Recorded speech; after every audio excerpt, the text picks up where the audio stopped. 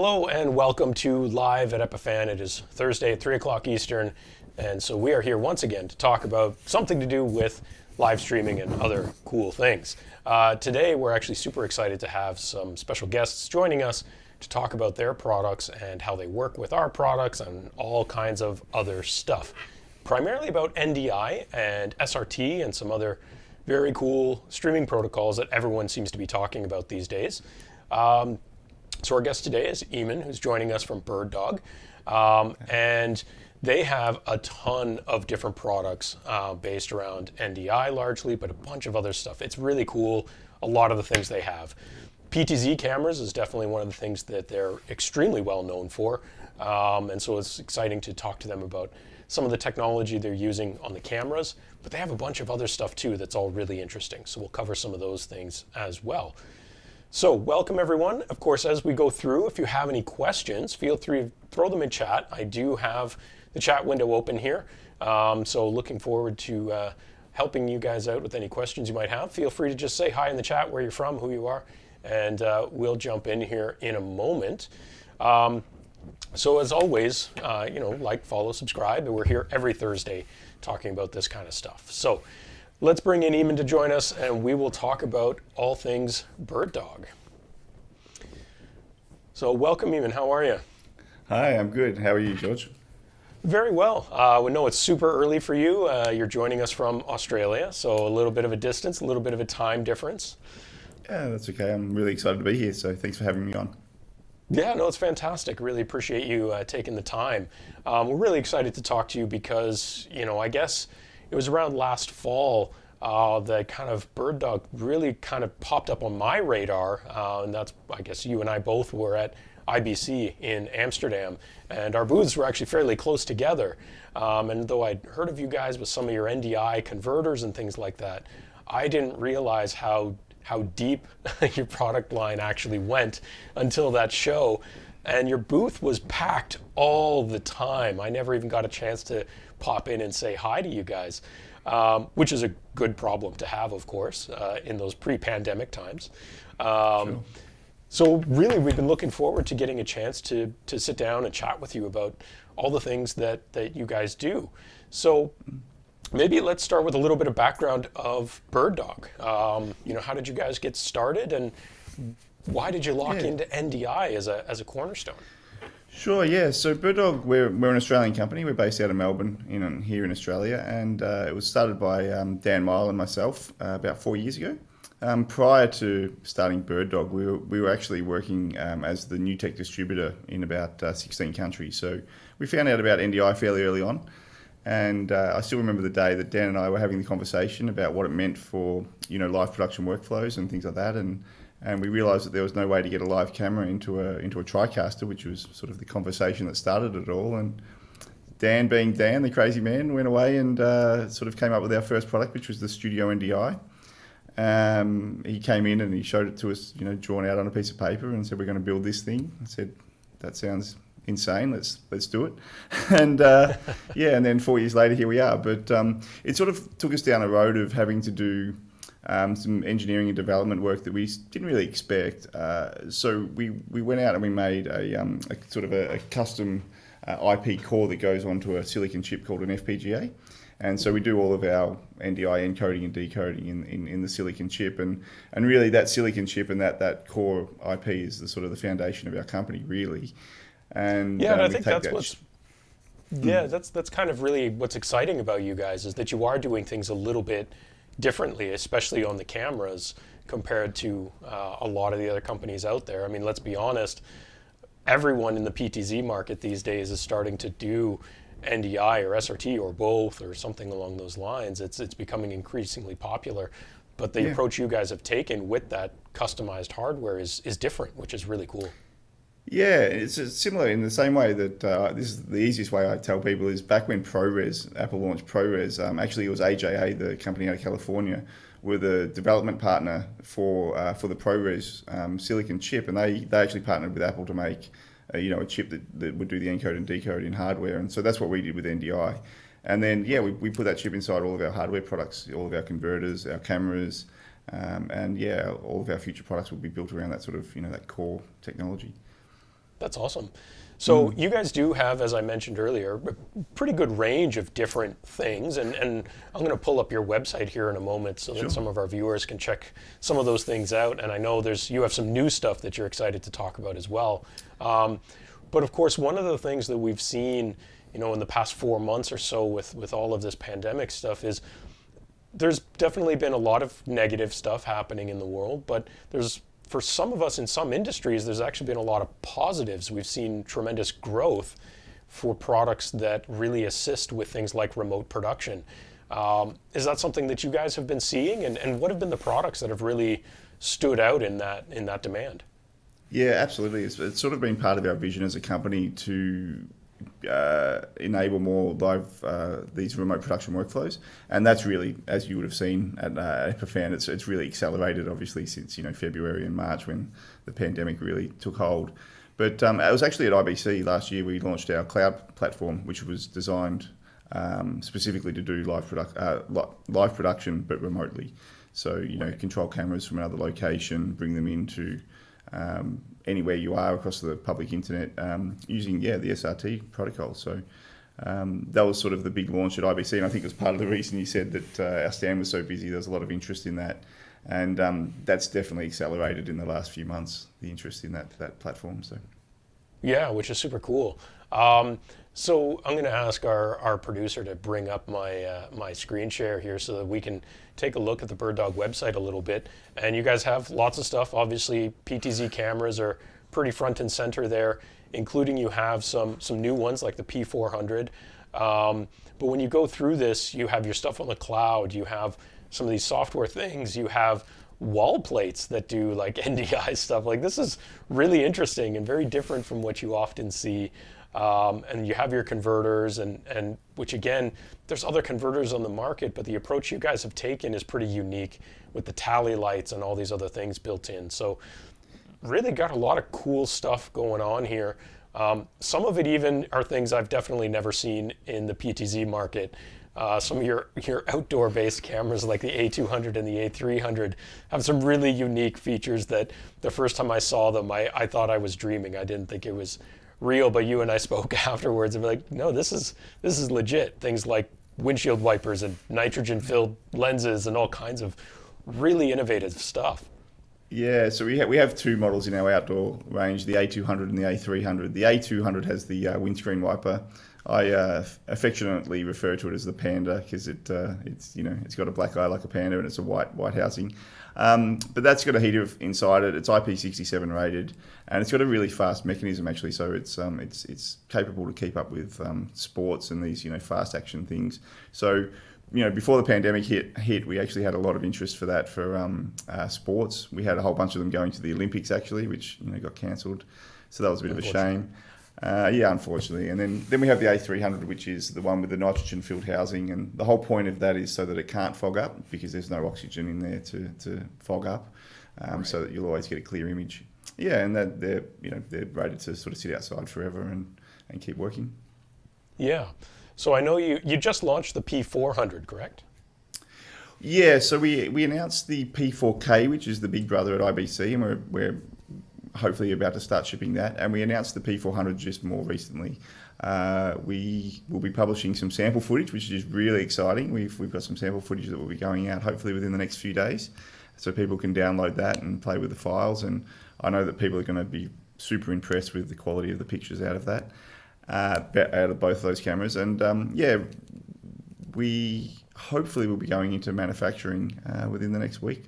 So fingers crossed on that. Fantastic. We're waiting on a couple more things from engineering, but yeah, that's all looking good. No, that'll be great. And again, a lot of this stuff, obviously, you've as a company, you've focused around NDI, but you mentioned the SRT stuff in terms of the cloud. When you guys are looking at that stuff, what's sort of the decision-making process there and the differences between something like NDI versus SRT? Because I get people asking us about it all the time. Which should they be using? And there's choices and decisions to be made there depending on what their workflow is. But as I'm sure you see, sometimes the questions come very generically with no context. What's your take on kind of the core differences between those and where you might use one or the other? Yeah, sure. So I think the key for me is that, probably the easiest way to explain it is NDI is great for being on your local network or even a wider network across subnets and things like that. But really, it's designed to be on your local network, and it's a way of getting video around in very low latency. So it's perfect for live production. For getting things into like a TriCast or an Epiphan Pearl in a live environment where you're all in the same room and things like that. SRT then. The way we thought of SRT originally, and our thinking sort of evolving on this as well, but was a way of getting NDI from one network to another network, so potentially across states or countries. And perfect example is what we're doing here is we've got an SRT connection into Epiphan Pearl, which is in Ottawa from here, Melbourne, Australia, and and so that's the whole point. So here locally in my little studio, I'm using NDI, and then I'm sending it via SRT using our cloud platform across to Ottawa. So that's where we see SRT, and our thinking's evolving on this, and we didn't really expect the acceleration of demand for SRT kind of products and things like that. So we'll definitely be addressing that in the future. Right. Yeah, for now, our story about SRT is really with the cloud. Yeah, and so you just launched Cloud 2.0 as well, right? Yeah, we did, and that's it's been a soft launch. I need to get the press release out and make a little bit more noise about that. But yes, it's available now. Probably some of the big things are mostly under the hood with Cloud 2.0. The biggest thing is really that it's now a distributed platform. So it's maximum availability and speed. So we've reduced the latency a little bit, but we definitely have made a lot more stable platform, which is what people need. We've added some other things like Dante as well. Yeah, which is super cool. And again, kind of leveraging these multiple layers of these network-based technologies kind of really expands that reach, which is really cool. And just to reiterate, we are doing two different SRT feeds, one from my home and one from your office in Australia, bringing them together in our office in Ottawa, and then streaming that back out to you guys. And some of the advantages there is that, unlike trying to do this over a conferencing platform, and for some of our routine viewers, this will be old news to you, but the big difference is that we can really have a much higher quality video and especially audio feed running it over SRT from these multiple points and bringing them together and then sending it back out again. And that's, I think, going to become kind of the foundation of some of this remote production workflow, which, even when things are back to whatever normal is going to look like, I have a feeling a lot of this remote stuff is going to stick around for forever at this point. Yeah, and I tend to agree with you. I think, people talk about the new normal. I don't know what that really means, but as we return to whatever the future looks like, I think we will stick with more of these remote workflows now that people have realised that they can do them and it's been sort of proven. I really think that's here to stay. So, yeah, it's a really exciting time. Well, yeah, I mean, I guess a couple of weeks ago when we were chatting about this show and doing some of the testing, kind of independently at almost the same time, both of us brought up, some of the news that's come out of traditional broadcast media. Television networks, have discovered that they're saving such tremendous amounts of money doing things remotely that they may never go back to the old style of on the scenes doing things anymore, because they're saving hundreds of thousands of dollars an hour on production by doing things remotely. And at the end of the day, people make decisions. It often comes down to money, right? So if they're saving money and they have the tools, and again, I think the tools have accelerated very rapidly in the past few months. It's hard to argue. Well, exactly, and you touched on it before as well, is the quality of video you can get over SRT, and then some things like the PDZ control as well. So what we found actually is some of the major broadcasters want to put like one of our PDZ cameras into the talent's location, and that way, by standardizing on different cameras and then using SRT to bring them into things like the Epiphan Pearl, they can actually get a consistent quality of image across all cameras. And so they can send out these little kits with a camera, a very basic lighting kit, potentially a green screen if they want to do some keying, and and a microphone, and then all of a sudden they can consistently get consistent audio, a consistent look across all of the cameras, and it looks a lot better than using the webcam in your laptop.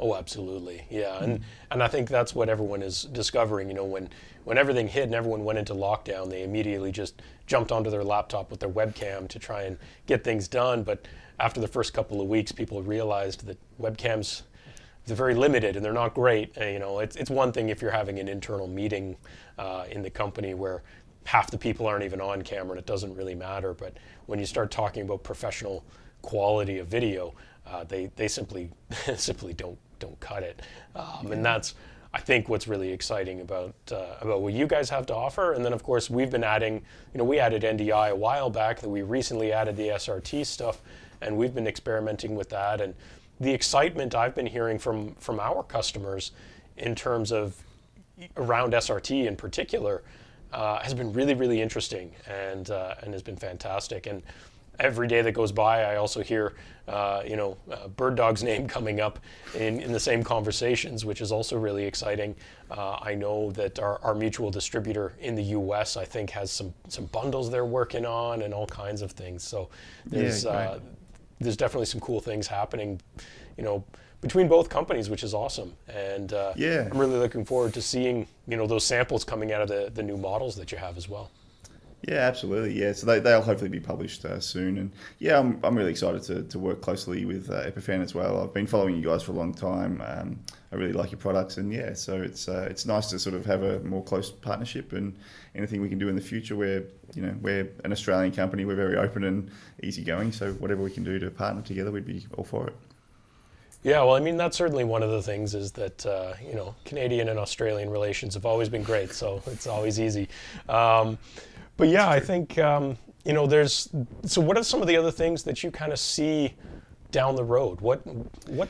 Can you give us a sneak peek of what's next after this? Well, yeah, we try and play our cards a little close to our chest in terms of the products we're working on. But in terms of more like where I see the future, I can definitely see more of this virtualized and remote workflows. I think that's definitely here to stay. I think it's been a long time dream for people to be able to work remotely. You know, the dream is to have the feet up in the deck chair on the beach, drinking a pina colada, and laptop open and doing a remote show or something like that. We're probably not quite there, but we're not far away.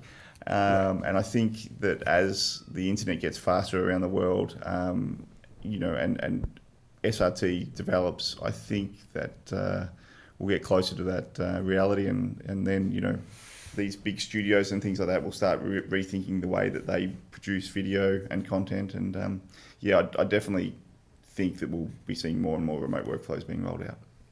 Yeah, and I'm really excited for that. And here in Canada, especially, one of the struggles we have, and parts of Australia are very similar. There's a lot of very remote rural areas that don't have a main backbone to the internet, and so they feel very left out of this digital age we find ourselves in a lot of ways. And I think we're starting to see the acceleration of those infrastructures as well, realizing in all of this pandemic that you can't isolate people that way anymore. In order to participate in this digital economy, those tools have to exist. And so here, we're starting to see things like Elon Musk's Starlink stuff starting to make a lot of noise, and people getting excited for that, and closed betas are going out and all kinds of cool things. So myself, my own parents live way out in one of those kind of areas, and it's so for me it's exciting to see some of those technologies that hopefully will allow other technologies like yours and ours here at Epiphan to be used on some of these others, which is fantastic. So I'm going to look at really chat. Exciting. Yeah, I'm going to look at chat here because I think we have some comments and some questions coming in. So anyone who does have questions for myself or for Eamon, please throw them into chat and we will address those. First thing I wanted to look at is there's one here from Ross. Hey, Eamon, it's Ross in Glasgow. We're constantly blown away by the P100, and so are our customers. We've just taken an order from today's event for 6 P200s and 4 P100s and 3 keyboards. So he's wondering what's next. So it sounds like you have a pretty good customer there in Glasgow that's that's seeing some great success. That'll be Ross McIntosh, I'm guessing. He's a great guy and a really big supporter of ours. So thanks, Ross. Yeah, so that's, again, it just kind of shows that, you get the right tools out there, and it can really make a big difference. So we did have another question here from 16 Brian. He's saying, what would be needed to remotely connect to a camera and audio in a studio in Toronto from another province? So this is obviously a Canadian viewer, which is awesome.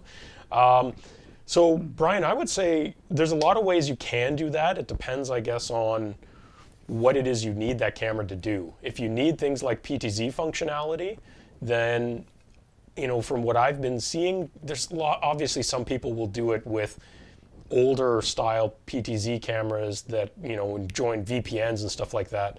But if you really look at some of the tools that BirdDog has through the cloud, it's pretty amazing. So there's a little extra than what you might get pretending you're on the same network and doing a few PTZ commands when you look at some of the things that BirdDog has done with the cloud. Then, of course, you can bring that remotely into your studio infrastructure if you're using something like our Pearl encoders, and then do your streaming and recording there, even mix it together with other feeds and send it back out. So there's some really cool things there. And Ross actually chimed in on chat there to kind of mention that as well, and Brian was saying, he's going to take a look. So there's some cool things in there. I think that's really a key as well. There's many ways to achieve a remote workflow. So you can use like an Epiphan encoder attached to your existing camera, use BirdDog Cloud to then bring it to the central location, and use the Epiphan Pearl then to do the show, and then push it out to the web. So, there's many different ways. Or you could use one of our PTZ cameras directly attached to the cloud and then into the Epiphan Pearl at the central location as well. So there's many ways to do things, and that's one of the exciting things. Yeah. So we did get another question in here saying, do you support the free D protocol for PTZ camera tracking data? I think that is our most requested feature at the moment with the PTZs. We are looking into it. It's technically possible. It's a matter of engineering resources at the moment. So we're definitely working on that. So we hope to have some announcements on that soon. Cool, very cool. Yeah, it's kind of funny you mentioned engineering resources. That's kind of, I think, the battle we all find ourselves in is that, business is going well for a lot of companies in the space like ours, but it doesn't mean that you're sitting around just, have people spare to do these things. It means it's all hands on deck just to get things on the shelf and out the door. And, it doesn't mean that engineering is happening any faster. But there's definitely, the list of demands grows faster. So it's true. That's the fun there's only so much. I've had this conversation with a few people, and if you throw more engineers at a project, it doesn't necessarily help it go faster. Because it's like, I liken it to, making a soup. You can throw 3 chefs at it, and maybe some people can help chop the vegetables, but ultimately there's only one person who's making the soup. So, yeah. No, exactly. That's a pretty good analogy for sure. That's definitely a challenge. So I think that'll probably cover what I wanted to chat with you about today. If anyone else has any questions in chat, please throw them in there. We're happy to address those. But Eamon, thank you so much for joining us today. I really appreciate it. Everyone, please go and check out BirdDog's website and all the cool products they have. It's bird-dog.tv, and we'll make sure that we get a link there in chat. There's lots of cool stuff, and again, we're really excited because not only do the PTZ cameras out there have things like HDMI and SDI, which of course we can bring into a Pearl or one of our capture cards, but the BirdDog stuff also has NDI, which we can bring into a Pearl 2, and now with the cloud and the SRT offerings that BirdDog has, we can bring in these super high quality feeds from extreme distances, which is really, really exciting. And I can't wait to see where this goes.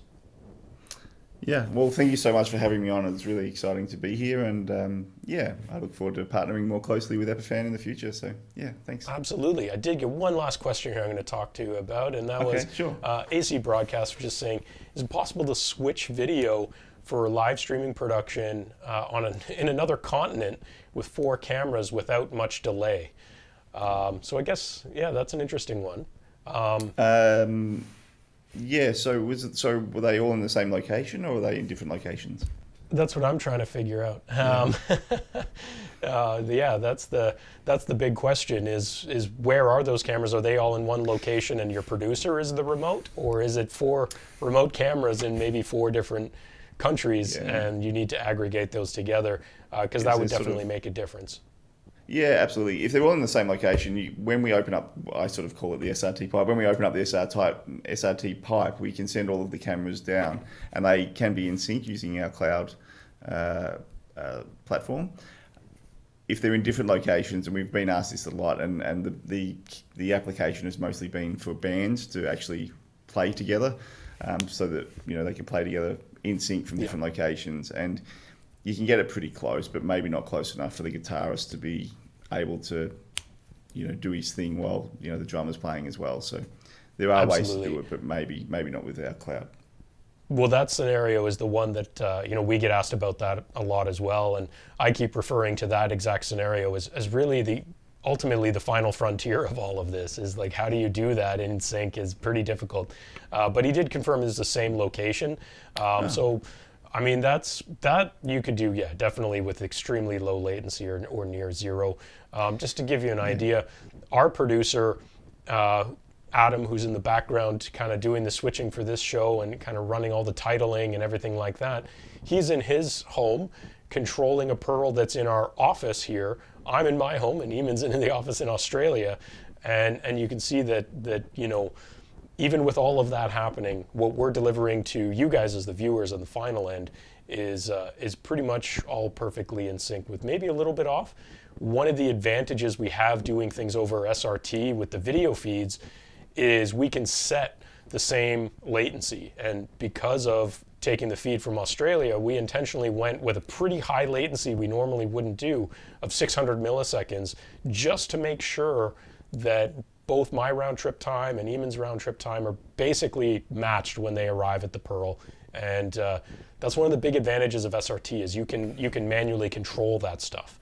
And a lot of other streams protocols don't have that as an option. And so you can really iron out some of those multi-point sync issues. And that's, I think, one of the reasons SRT is pretty exciting overall. Never mind the fact the way you guys use it in the cloud to send all that other kind of data, like comms, like tally, and everything else is really cool. Yeah, absolutely. And there's various things you can do to sort of increase lower the latency. You can use a lower bit rate. If you use a higher bit rate, you've obviously got better quality, but that sort of reduces the latency a little bit. But there's different things you can do to tweak it to get it how you need it. Absolutely. Yeah, so that is perfect. I think we will leave it there. So once again, thank you for joining us so much, Eamon, and we will chat again. I know there's a lot of conversation going on between BirdDog and Epiphan now in the background, and really excited to see how we can work closer together in the future, and more of our customers using your cameras with Epiphan equipment is going to be really exciting. So thank you so much. Yeah. Stay safe down under, and we'll see you soon, hopefully. Okay, thanks a lot. Thanks. Bye now. Bye. So we would like to thank everyone for joining us today. Just looking at chat here one more time. Good chat going on there between Ross and some of our other viewers on how to figure out some of these production things, so that's awesome. Keep that chat going. If you have any questions, feel free to send us an email, info@epiphan.com. Drop us a comment on YouTube, Facebook, Instagram, Twitch, if anyone's watching there, and we're happy to address that. And as always, this is Live at Epiphan. We'll be back next week. I won't be back next week. I will be away. But next week we'll have another topic for you, and we will discuss something interesting. And I honestly don't remember exactly what it is, but I think it has something to do with transcriptions, which is another aspect of this remote production stuff that's getting really exciting and really interesting. So join us next week, Thursday at 3 o'clock Eastern, for another Live at Epiphan, and we'll see you then. Bye-bye.